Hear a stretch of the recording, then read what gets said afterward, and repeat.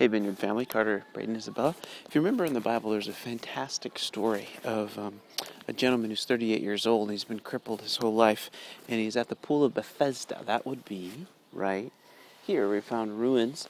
You can see over there steps that would lead down to a pool or different pools where rain is collected.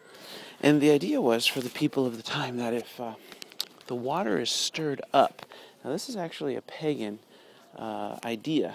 It comes from over on this side. There was a pagan temple to the god or goddess Scopolis, and that what would happen is if the water stirred up, that means the Scopolis was stirring the water up, and the first one to get in to the water would be the one to be healed. So Jesus is here, and he meets this 38-year-old man who can't get into the water first, and Jesus says, "Do you want to be healed?" And he says, "Oh, yeah.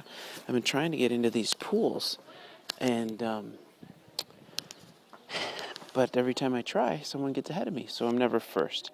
So Jesus doesn't help the guy in. Why would he help the guy into a pagan ritual? But Jesus says, "Pick up your mat and walk." The dude walks. He's healed, and Jesus shows again his power over kind of the pagan rituals or pagan gods people thought of the time.